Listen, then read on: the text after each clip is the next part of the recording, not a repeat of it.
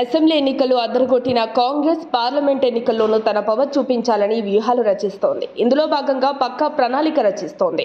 ముఖ్యంగా అసెంబ్లీ ఎన్నికల్లో తమకు ప్రతికూల ఫలితాలు ఎదురైన గ్రేటర్ పై స్పెషల్ ఫోకస్ చేస్తోంది. ఈ పరిధిలో ఉన్న 4 స్థానాల్లో కనీసం 2 గెలవాలని చూస్తోంది. ఏప్రిల్ లోపే పార్లమెంట్ ఎన్నికలు జరిగే అవకాశం ఉంది. పార్లమెంట్ ఎన్నికల్లో తెలంగాణ నుండి మెజార్టీ స్థానాలను దక్కించుకోవాలని కాంగ్రెస్ వ్యూహరచన చేస్తోంది.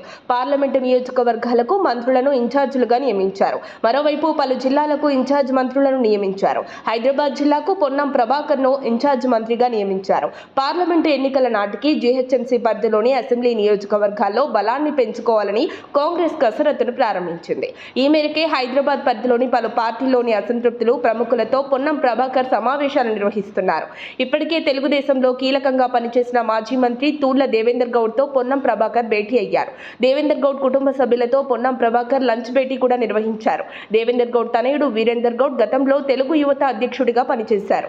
ఆ తర్వాత చోటు చేసుకున్న పరిణామాల్లో బీజేపీలో చేరాడు. ఇప్పుడు అతన్ని కాంగ్రెస్ లోకి ఆహ్వానించినట్టు తెలుస్తోంది. అలాగే శాసన మండలి మాజీ చైర్మన్ స్వామి గౌడ్ తో రాజేంద్రనగర్ ఎమ్మెల్యే ప్రకాశం గౌడ్లతోనూ పొన్నం భేటీ అయ్యారు. అంతకుముందు మాజీ మంత్రి ముఖేష్ గౌడ్ తనయుడు విక్రమ్ గౌడ్ బీజేపీకి రాజీనామా చేశారు.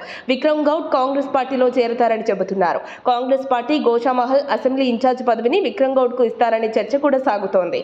మరోవైపు కుత్బుల్లాపూర్ నియోజకవర్గానికి చెందిన మాజీ ఎమ్మెల్యేతోనూ కాంగ్రెస్ నేతలు టచ్ లోకి వెళ్లినట్టుగా ప్రచారం సాగుతోంది. హైదరాబాద్ పరిధిలోని ఇతర పార్టీల్లో అసంతృప్తులపై కూడా కాంగ్రెస్ పార్టీ ఫోకస్ పెట్టింది. పార్లమెంట్ ఎన్నికల నాటికి క్షేత్రస్థాయిలో పార్టీ బలోపేతంపై కాంగ్రెస్ నాయకత్వం పావులు కదుపుతోంది. తెలంగాణలోని 17 పార్లమెంటు స్థానాల్లో 12 స్థానాల్లో విజయం సాధించాలని ఆ కాంగ్రెస్ పార్టీ లక్ష్యంగా పెట్టుకుంది. 2019 పార్లమెంటు ఎన్నికల్లో తెలంగాణలో 3 పార్లమెంటు స్థానాల్లో కాంగ్రెస్ పార్టీ విజయం సాధించింది. 2019లో తెలంగాణలో బీఆర్ఎస్ అధికారంలో ఉంది. అయితే ప్రస్తుతం తెలంగాణలో కాంగ్రెస్ పార్టీ అధికారంలోకి వచ్చింది. దీంతో పార్లమెంట్ ఎన్నికల్లో అత్యధిక సీట్లు సాధించడమే లక్ష్యంగా అడుగులు వేస్తోంది. మరిన్ని అప్డేట్స్ కోసం మా కాయ్ టీవీని సబ్స్క్రైబ్ చేసుకోండి. మా వీడియో కనుక మీకు నచ్చినట్లయితే లైక్ చేయండి, షేర్ చేయండి. మీ విలువైన అభిప్రాయాలను కామెంట్ బాక్స్లో తెలియజేయండి.